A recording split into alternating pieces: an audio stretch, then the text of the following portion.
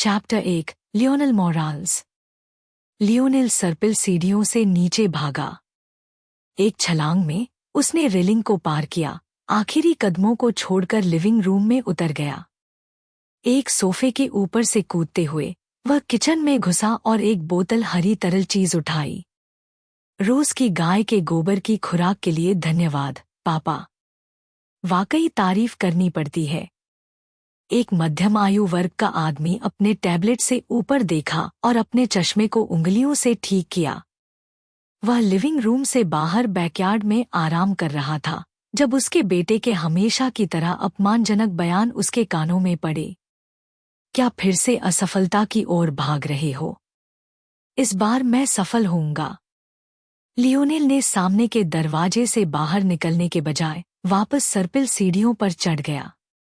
यही तो तुमने पिछले 100 बार कहा था। लियोनेल ने अपने पिता के अगले व्यंग्यात्मक बयान का इंतजार नहीं किया। उसने अटारी के दरवाजे खोले और 3 मंजिल ऊंची त्रिकोणीय खिड़की से बाहर झूल गया। उसके कार्य आत्महत्या के प्रयास जैसे लग रहे थे, लेकिन उसका हाथ बस किनारे को पकड़ने में कामयाब रहा और वह खुद को एक कमजोर पानी की नाली से जोड़ने में सफल रहा। एक चुस्त बंदर की तरह उसने बोतल का प्लास्टिक ढक्कन दांतों से पकड़े हुए छत पर चढ़ गया और झुके हुए टाइल्स पर आसानी से उतर गया। विषय: लियोनेल मोरालेस।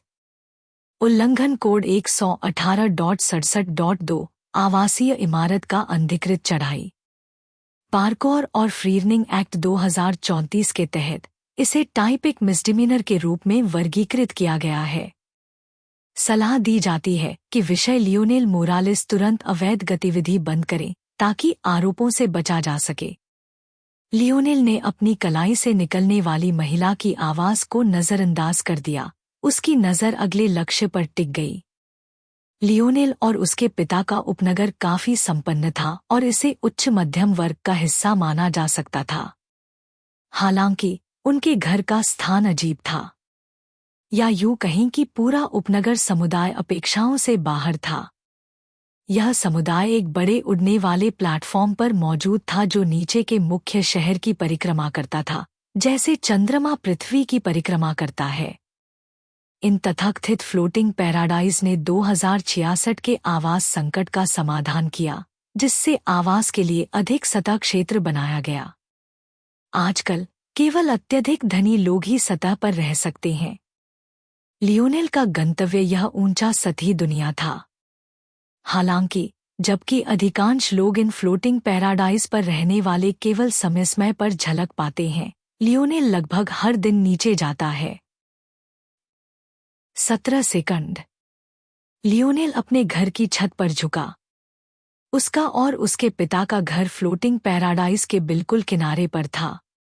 बेशक कई सुरक्षा उपाय किए गए थे, लेकिन यह लियोनेल को नहीं रोक सकता था। अपने ऊंचे स्थान के बावजूद वह अपने पिता के बैठे बैकयार्ड को नहीं देख सकता था। वास्तव में गोपनीयता सेटिंग के कारण उसका घर बाहर से पूरी तरह खाली लग रहा था। उसने अपना सिर पीछे झुकाया और अपने पिता के हरे मिश्रण का एक बड़ा घूंट लिया। उस पल में न केवल उसकी जीभ जलने लगी, बल्कि उसके फेफड़े भी जलने लगे। कोई सोच सकता था कि वह आग के धुएं में सांस ले रहा है, न कि एक स्मूदी पी रहा है। आह! इस बार तुमने खुद को पार कर लिया, बूढ़े आदमी। लियोनेल ने अचानक छलांग लगाई। पहले तो ऐसा लगा कि वह बहुत दूर नहीं जाएगा। वह 3 मंजिल नीचे गिरेगा और अगर भाग्यशाली रहा तो टूटी हुई टांग के साथ बाहर आएगा। हालांकि तभी एक अचानक झोंका हवा ने उसके शरीर से टकराया। अगर इसके मजबूत पट्टे नहीं होते तो उसकी पीठ पर लटका बैकपैक पूरी तरह से उड़ गया होता। एक तेज सीटी की आवाज लियोनेल के कानों में भर गई क्योंकि वह आकाश में उठ गया। उसके हाथ और पैर फैल गए। उसके चेहरे पर एक ताजगी भरी मुस्कान थी, मानो उसे एहसास नहीं था कि वह किसी भी सामान्य पर्यवेक्षक के लिए एक पागल आदमी से अलग नहीं लग रहा था। वह बादलों के ऊपर एक अकेला आदमी था, बिना किसी चिंता के स्वतंत्र रूप से गिर रहा था। उसके कपड़े उसके शरीर से टकराए, जिससे उसका छिपा हुआ मजबूत धड़ दिखाई दे रहा था। जब ऐसा लगा कि लियोनेल सैकड़ों मीटर नीचे सतह पर गिरेगा, तो उसका शरीर सिकुड़ गया और लुढ़क गया, सफेद बादलों की एक परत को तोड़ते हुए, जिसने उसके चेहरे पर ताज़ा ओस छिड़क दी। उसकी आखिरी थकान बिना सोचे समझे गायब हो गई। एक धीमी थपथपाहट के साथ वह कठोर जमीन पर लुढ़क गया। उसे पल भर में एहसास हुआ कि यह वास्तव में जमीन नहीं थी, बल्कि एक गगनचुंबी इमारत की सबसे ऊपरी मंजिल थी जो बादलों को थामे हुए लग रही थी। बिल्कुल सही, लियोनेल ने मुस्कुराते हुए खुद की तारीफ की। उल्लंघन कोड 213.13.1 सतह पर अनधिकृत प्रवेश। स्काई आइलैंड एक्ट 2071 के तहत इसे टाइप 7 फेलोनी के रूप में वर्गीकृत किया गया है। विषय लियोनेल मोरालेस 17 को गिरफ्तारी के लिए चिह्नित किया गया है। सलाह दी जाती है कि विषय अतिरिक्त आरोपों से बचने के लिए वहीं रहें। विषय को नाबालिग के रूप में वर्गीकृत किया गया है। अभिभावक वेलास्को मोरालेस से संपर्क किया गया है। त्रुटि, संचार विफलता, पुनः प्रयास कर रहा है। लियोनेल की मुस्कान और चौड़ी हो गई। एक सेवानिवृत्त टियर 5 सरकारी अधिकारी के पिता होने के अपने फायदे थे। उदाहरण के लिए, ऐसे प्रतिष्ठित सेवानिवृत्त व्यक्ति से जुड़े किसी भी अपराध को सीधे bureau of intelligence and protection (beep) द्वारा संभाला जाता था। चूंकि लियोनेल नाबालिग था, इसलिए उसके सभी अपराध उसके पिता को भेजे गए थे ताकि बीप द्वारा उनकी जांच की जा सके। अपने पिता के नाम के सहारे इस तरह के छोटे अपराधों को सीधे नजरअंदाज कर दिया जाता था। हालांकि दुर्भाग्य से उसका 18वां जन्मदिन जल्द ही आ रहा था। लियोनेल उठ खड़ा हुआ और एक कोने में छिपी हुई चांदी की फ्रेम वाली साइकिल उठाई। वह इमारत के किनारे से कूद गया और साइकिल की सीट को अपने पैरों के बीच झूलते हुए गगनचुंबी इमारत के किनारे से जुड़े एक बेलनाकार कांच की संरचना पर मजबूती से उतर गया। जगह की कमी और प्रति वर्ग फुट की अत्यधिक कीमत के कारण सतह पर लगभग हर इमारत किसी न किसी तरह से आपस में जुड़ी हुई थी। आकाश कांच की सुरंगों से भरा हुआ था। ऊंची संरचनाएं कभी कभी 1 या 2 मीटर से अधिक दूर नहीं होती थी, और व्यक्तिगत वाहन अत्यंत दुर्लभ थे, यहाँ तक कि उन अमीरों के लिए भी जो यहाँ रह सकते थे। स्कूल सामान्य तरीके से जाओ, लड़के। लियोनेल की हंसी गूंज उठी, मानो उसके नीचे सैकड़ों मीटर की गहराई नहीं थी। चले जाओ, लेनी। जब तुम मेरे लिए उन बेतुके शुल्क का भुगतान करने के लिए तैयार हो जाओगे, तब मैं ट्यूब लेना शुरू कर दूंगा। मेरा नाम लेनी नहीं है। लियोनेल ने पुराने आदमी की अगली डांट से बचने के लिए साइकिल चलाई।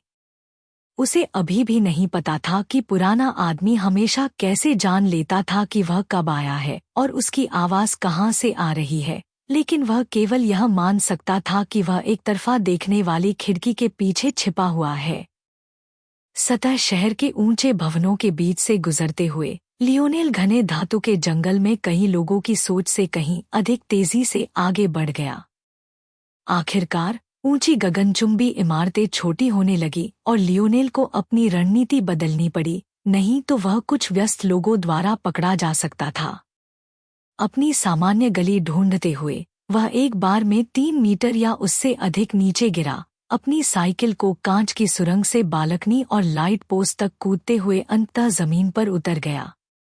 उसने अपना बैकपैक उतारा और उसमें से ग्रे स्लैक्स, हाल ही में प्रेस की गई सफेद शर्ट और नेवी ब्लू ब्लेजर निकाला। उसने तेजी से अपने स्पोर्ट्स वियर को उतार दिया। एक बड़े कचरा डिस्पोजल बिन के खिलाफ एक कागज के टुकड़े के आकार का दर्पण झुकाते हुए उसने अपने बालों को अपने पसीने से चिकना किया। ताज़ा करो। एक यूवी लाइट ने लियोनेल के शरीर को झाड़ दिया। एक झलक में उसकी बढ़ती हुई शरीर की गंध खत्म हो गई, जिसे एक तटस्थ ताज़ा खुशबू ने बदल दिया। एक पल में उसने अपनी ग्रे प्लीटेड पैंट पहन ली, अपनी शर्ट बटन लगाई और अपना नीला ब्लेजर पहन लिया। बैग लगाने के बाद वह अपनी पूरी ऊंचाई 6'3" पर खड़ा हो गया। उसने अपने दर्पण की ओर मुस्कुराया। ऐसा नहीं था कि वह अपने रूप से अत्यधिक संतुष्ट था, हालांकि उसे काफी सुंदर माना जा सकता था, बल्कि वह यह परख रहा था कि कौन सी मुस्कान सबसे आकर्षक लगती है। उसकी त्वचा एक तन हुई कांस्य थी, उसके छोटे बाल हवा में स्वतंत्र रूप से लहरा रहे थे, जिसका गंदा सुनहरा रंग लगभग एम्बर था, और उसकी आंखें हल्की हरी थी। लियोनेल न केवल लंबा और मजबूत था, बल्कि उसका फ्रेम दुबला और अच्छी तरह से बना हुआ था। इसके बावजूद उसके पास एक दयालु और आमंत्रित करने वाला स्वभाव था। उसकी उपस्थिति दूसरों को सहज महसूस कराती थी। सच कहें तो अगर दूसरों को पता चलता कि वह अपनी मुस्कान का अभ्यास कर रहा है, तो वे सोचते कि वह पागल है। वह पहले से ही काफी आकर्षक था, क्या और अभ्यास की आवश्यकता थी? हैरानी की बात यह है कि लियोनेल की घड़ी के फिर से बीप करने से पहले लगभग 1 घंटा बीत गया। यह महसूस करते हुए कि अगर वह और समय बर्बाद करता है तो उसे देर हो जाएगी, वह साइकिल पर चढ़ गया। लेकिन इस बार उसकी गति बहुत धीमी थी, क्योंकि वह फिर से पसीने से अपने प्रयास को बर्बाद नहीं करना चाहता था। उसे ज्यादा दूर नहीं जाना था। उसके स्कूल तक जाने वाली सड़कें उन भीड़-भाड़ वाले समुदायों से बिल्कुल अलग थी, जिनसे वह पहले गुजरा था। यह एक पूरी नई दुनिया में प्रवेश करने जैसा था। चारों ओर हरियाली थी, प्राचीन पेड़ सर्दियों के महीनों से उबर रहे थे, और सुंदर वास्तुशिल्प करतबों तक ले जाने वाले घुमावदार रास्ते थे। यह जगह पृथ्वी पर तीसरे स्थान पर रहने वाली अकादमी थी, युवा पीढ़ी के अभिजात वर्ग के लिए एक प्रतिष्ठित स्थान, रॉयल ब्लू अकादमी। लियो, गुड लक। हमने तुम्हारी सफलता पर दाव लगाया है। लियोनेल मुस्कुराया क्योंकि वह कक्षाओं में जाने की तैयारी कर रहे छात्रों के कुछ समूहों के पास से गुजरा, स्वीकृति में हाथ हिलाया। जल्द ही लियोनेल की नज़र एक विशाल गुंबद जैसी इमारत पर पड़ी। यह हर दिशा में सैकड़ों मीटर तक फैली हुई थी और सामने से ही कई प्रवेश द्वार थे। रॉयल ब्लू अकादमी के छात्रों में भी अलग अलग विभाजन थे। इस इमारत में कदम रखने के लिए केवल सबसे उच्च रैंक वाले सीनियर्स ही कर सकते थे। हालांकि ऐसी उत्कृष्ट कृति के सामने होने के बावजूद लियोनेल की नज़र पूरी तरह से सफ़ेद संगमरमर की सीढ़ियों के शीर्ष के पास खड़ी एक युवती के दृश्य से भर गई। वह आकाश से उतरी एक नाजुक परी की तरह लग रही थी। उसके लंबे, लहराते काले बाल हवा में धीरे से लहरा रहे थे, जो कभी-कभी उसकी पीठ के निचले हिस्से पर आराम करते थे। उसकी आंखें एक गर्म एम्बर थी जो सोने की सीमा पर थीं, जिससे वह दुनिया से अलग एक देवी की तरह लग रही थी। उसके आसपास दोस्तों का एक छोटा समूह खड़ा था। उनकी बातचीत ने उसे एक शर्मीली मुस्कान दी जिसने लियोनेल के दिल को जकड़ लिया और छोड़ने से इनकार कर दिया। जब उसने ऊपर देखा और लियोनेल की नज़रों से मिली, तो उसे लगा कि उसके अलावा पूरी दुनिया विभिन्न रंगों में सफ़ेद हो गई है।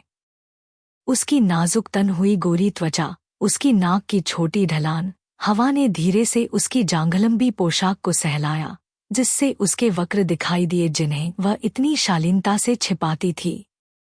हालांकि 5-7 से अधिक नहीं, उसकी उपस्थिति ने दुनिया को मोहित कर लिया था, जो लियोनेल से भी बड़ी थी।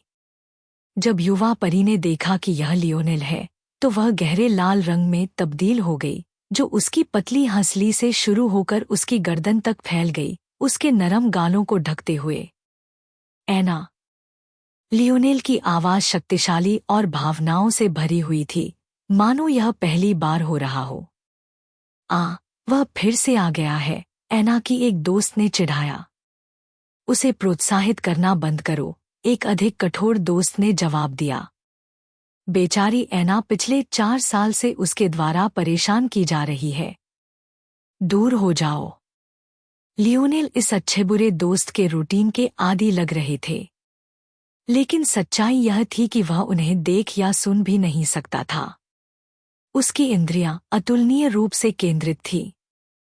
जब तक मुझे तुमसे एक वास्तविक जवाब नहीं मिलता, मैं नहीं रुकूंगा। लियोनेल की नजरें जल रही थी। उस पल में उसकी हल्की हरी आंखों में एक नई रोशनी आ गई, जो उसके आसपास के पेड़ों से भी अधिक जीवंत हो गई। मुझे तुम्हारा आदमी होना चाहिए। क्या तुम मुझे स्वीकार करोगी? आसपास के छात्र सभी एक साथ रुक गए, मानो सामूहिक रूप से अपनी सांस रोक ली हो। ऐना के गाल कई शेड गहरे लाल हो गए, लगभग टमाटर जितने पके हुए।